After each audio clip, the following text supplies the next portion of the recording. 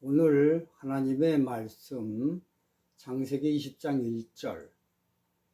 아브라함이 거기서 남방으로 이사하여 가데스와 술 사이 그랄에 우거하며. 오늘 설교 제목은 남방으로 인도하시는 하나님. 창세기 20장까지 살펴보면 하나님께서 방향을 제시할 때는 그 의미가 있음을 보게 됩니다. 그런데 특이하게도 창세기 20장까지에서는 동쪽과 남쪽만 나오지 서쪽과 북쪽은 최종 목적지로 거론이 안 되고 있습니다. 단 창세기 12장 8절에서 서쪽이 한번 거론되는데 그 이유는 좌우를 살펴 있는 곳을 알려주기 위해 보조로 한번 나오고 있습니다. 그래서 창세기 20장까지 동쪽과 남쪽의 방향을 제시할 때 그 주변 상황을 자세히 살펴보니 동쪽이 거론될 때는 거의 인간적이거나 인위적인 판단이 들어갈 때이고, 남쪽이 거론될 때는 사람의 의향보단 하나님의 의지나 의향이 들어갈 때 방향이 제시되고 있는 것을 보게 됩니다. 우선 동쪽을 제시하는 성경절을 몇 구절 보겠습니다. 창세기 3장 24절. 이같이 하나님이 그 사람을 쫓아내시고 에덴 동산 동편에 그룹들과 두루 도는 화용검을 두어 생명나무의 길을 지키게 하시니라. 시조 아담과 하와가 죄를 짓고 에덴 동산에서 쫓겨나갈 때 동서남북 중 동쪽으로 쫓겨나가고 있습니다. 왜 하필 동쪽일까요? 창세기 4장 16절. 가인이 여호와의 앞을 떠나 나가 에덴 동편 노 땅에 거하였더니. 가인은 왜 동서남북 중 하필 동편을 선택해 가인은 가서 거할까요? 그는 하나님께서 보호해 주신다는 표를 마다하고 자기가 자기를 보호하는 애녹성을 동쪽에 쌓습니다. 이것은 하나님의 힘을 무시하고 인간적 힘인 보이는 현상을 믿는다는 불신의 모습입니다. 창세기 21장 2절. 이에 그들이 동방으로 옮기다가 시날 평지를 만나 거기 거하고. 이 성경절은 사람들이 바벨탑을 쌓기 위해 행동하는 것을 묘사한 글인데 방향을 동쪽으로 정하는 것을 보게 됩니다. 창세기 13장 11절. 그러므로 롯이 요단 오온들을 택하고 동으로 옮기니 그들이 서로 떠난지라. 롯이 아브라함을 버리고 재물, 즉 돈을 선택할 때 그 방향이 동쪽입니다. 창세기 16장 12절. 그가 사람 중에 들나귀같이 되리니 그 손이 모든 사람을 치겠고 모든 사람의 손이 그를 칠지며 그가 모든 형제의 동방에서 살리라 하니라. 이삭이 아닌 이스마엘의 거할 장소는 동방입니다.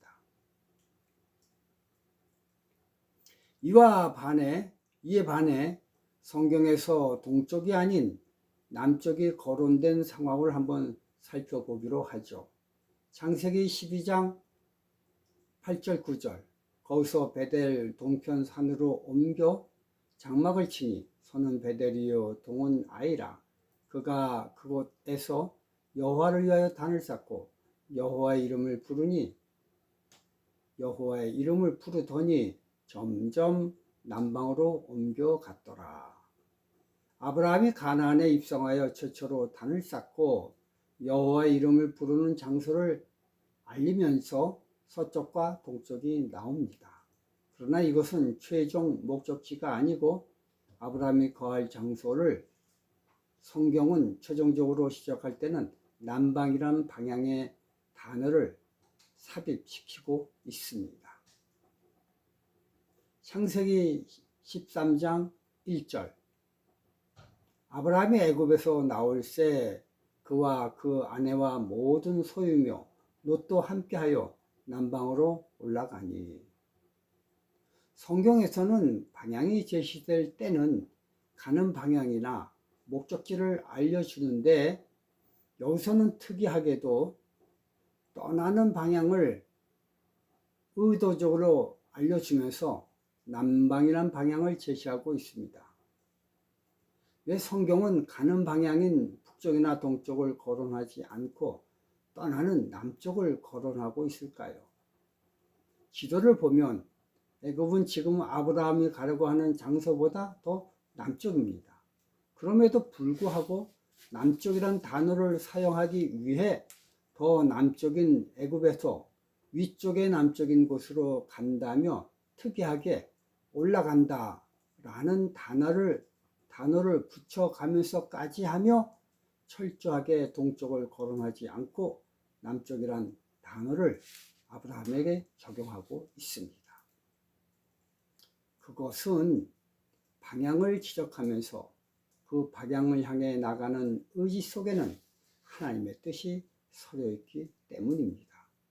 그래서 성경은 의도적으로 남방이란 단어를 사용하고 있습니다. 창세기 13장 3절 4절. 그가 남방에서부터 발행하여 베델에 이르며 베델과 아이 사이 전에 장막 쳤던 곳에 이르니 그가 처음으로 단을 쌓은 곳이라. 그가 거기서 여호와의 이름을 불렀더라. 이 장소를 지적하기 위해 창세기 12장 8절 9절에서는 서와 동이라는 방향을 제시하고 있습니다. 그러나 똑같은 곳을 말하면서 여기선 의도적으로 서쪽과 동쪽이라는 방향의 단어를 사용하지 않고 남쪽이라는 단어를 사용하고 있습니다. 떠날 장소가 중요한 것이 아니라 도착할 장소가 중요함에도 불구하고 성경은 도착 장소인 서와 동이라는 방향 단어를 피하고 남쪽이라는 단어를 사용하고 있습니다. 참 신기하죠? 창세기 20장 1절. 아브라함이 거기서 남방으로 이사하여 가데스와 술 사이 그랄에 우거하며.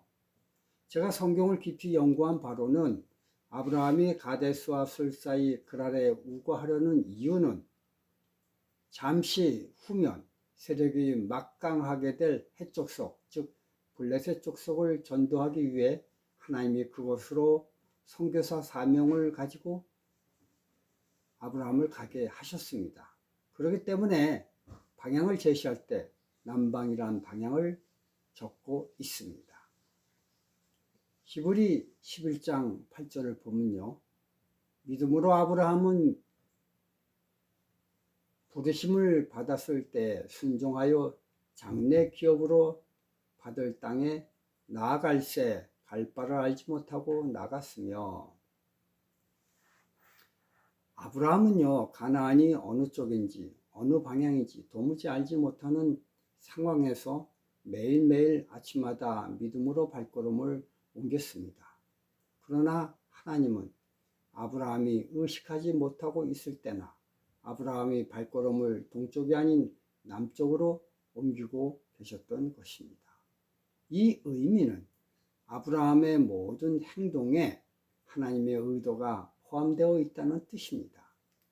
아브라함이 걱정할 때도, 아브라함이 모를 때도, 즉 아브라함의 모든 상황에서도 하나님은 아브라함의 손을 붙들고 계시다는 당신의 모습을 남쪽이란 방향의 단어를 통해 보여주고 계십니다. 성경은 과거의 이야기를 적은 책이 과거의 이야기를 적은 역사책이 아닙니다. 성경은 과거의 행위들이 지금 현재 나에게 동일하게 적용되어 나타나고 있다는 것을 알려주는 책입니다. 이러한 것을 믿음이라는 손으로 붙잡을 때 우린 비로소 하나님을 만나게 됩니다. 히브리서 11장 1절. 믿음은 바라는 것들의 실상이요 보지 못하는 것들의 증거니라고 했습니다. 성경 저자는 이런 믿음의 실체를 구약의 모든 노적들의 행적을 보여주면서 증거를 삼고 있습니다. 즉, 과거의 성경 내용이 현재에도 그대로 힘있게 나에게 적용되고 사용된다는 것입니다. 그러므로 신앙이란 과거 성경 내용을 바탕으로 한 기적이 현재 나에게 표출되는 것을 뜻하고 있습니다. 열왕기상 16장 34절 그때 베델 사람 히엘이 여리고를 건축하였는데 저가 그 터를 쌓을 때에 맏아들 아비람을 잃었고 그 문을 세울 때에 말지 아들 수굽을 잃었으니 여호와께서 눈의 아들 여호수아로 하신 말씀과 같이 되었더라. 이러한 현재의 상황은 과거 여호수아 6장 26절에 미래에 이런 일이 있을 것이라는 여호수아의 예언이 그대로 엘리야 때 현재 재현된다는 것을 성경 연구를 통해 알고 있는 엘리야를 선지자로 발돋움하게 만드는 에너지 표출의 원동력이 되고 있습니다. 열왕기상 17장 1절 길리앗에 우거하는 자 중에 디셉 사람 엘리야가.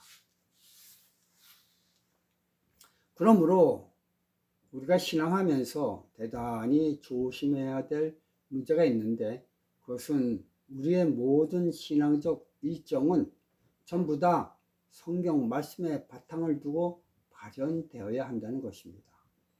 성경을 기초로 하여 발현되지 않는 감동이나 아멘은 종종 감정에 휩싸여 하나님의 남쪽이 아님에도 불구하고 감동을 받는다고 착각을 하게 합니다.